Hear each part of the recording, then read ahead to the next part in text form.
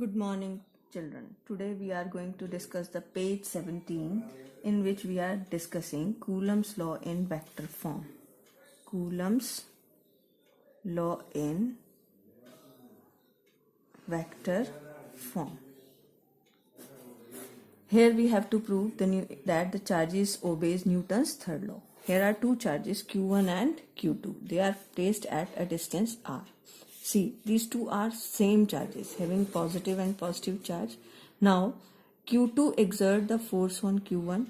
Q1 also exert the force on Q2. Right? And which force is present between them? Force of repulsion. You can say this is a force on Q1 due to Q2.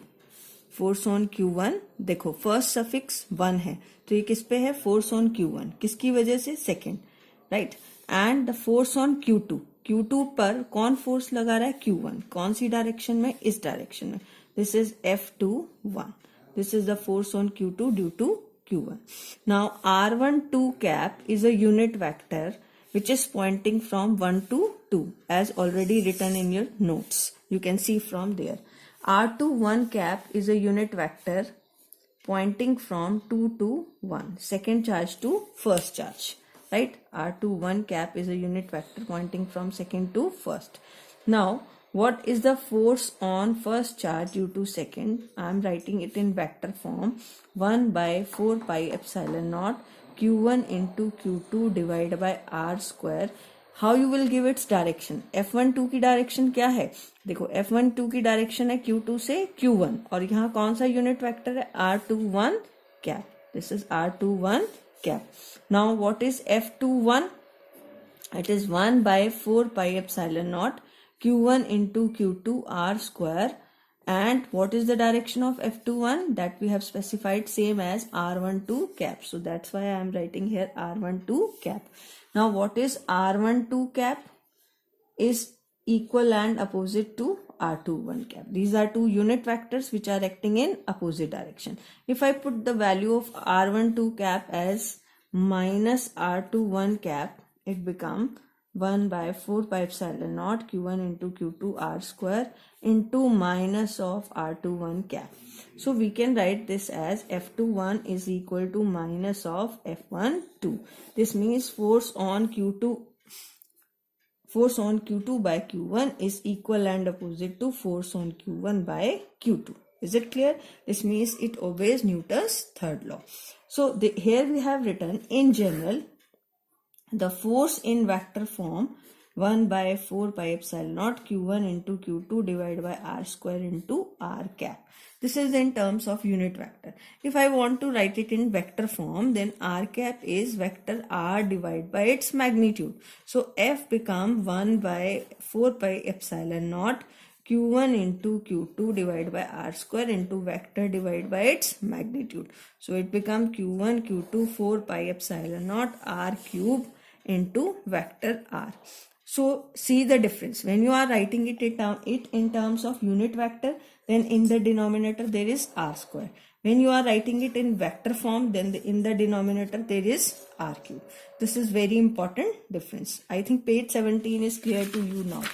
Now come to the page 18. I think no need to write here. First is the characteristic or importance of Coulomb law. Coulomb force is a central force. Central force means it always acts, see, in this it always acts along the line joining the center of the two charges. You can see जो force है ये कहाँ act करेगा along the line joining the center of the two charges. That's why it is called as central force. Next it is conservative force. All of you know what is conservative force, that the work done by this conservative force depend upon initial and final position and it is independent of path followed. Third, it obeys the Newton's third law. It is clear to you. Now limitations of Coulomb's law. What is limitation? What are the limitations? First, it is applicable only for the charges which are at rest. Second, the electric charges must be point charges. Charges कैसे होने चाहिए? Point charges. Third point है जो the separation between the charges must be greater than 10 raised to the power minus 15 meter, because this is the size of nucleus, and within the nucleus the electrostatic forces are not present. There are nuclear forces. So If the distance is greater than 10 raised to the power minus 15 meter, only then the electrostatic force is dominating. Right? These are the limitations of Coulomb's law. Now the next is forces between multiple charges or superposition principle.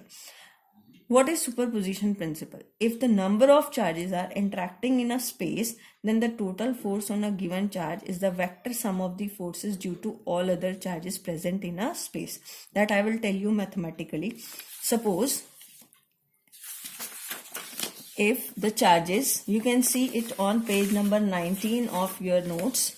Here the number of charges are acting in a space. Q1, Q2, Q3, Qn and Q0, right? And I want to calculate the force on Q0 due to Q1, Q2, Q3 and Qn. According to superposition principle, the force on Q0, I am writing it as F0, right? Force on Q0 is the vector sum of force on Q0 due to first charge. इस Q0 पे Q1 force apply करेगा, Q2 apply करेगा, Q3 करेगा और Qn करेगा. So you can write F01, F02, F03 up to so on F0n, right? You can see this is the force on Q0 due to Q1, force on Q0 due to Q2, force on Q0 due to Q3 and force on Q0 due to Qn. अभी हमने पढ़ा कि ये कौन से forces है, central forces. अब Q1 Q0 पे फोर्स कहाँ लगाएगा? Q1 Q0 के ऊपर फोर्स लगाएगा कौन सा? रिपल्सिव. तो इसकी डायरेक्शन क्या आएगी? along this central force line joining the center of the two charges. This is F01. Q2 इसे क्या करेगा? रिपेल. तो इसकी डायरेक्शन क्या आएगी? F02. Q3 इसको कहाँ फोर्स लगाएगा? along this direction. This is F03. Qn भी इस पे कौन सा फोर्स लगाएगा? repulsion. This is F0n. I think it is clear. Directions are clear. Now if I will write it in vector form, I will use the concept of page 17.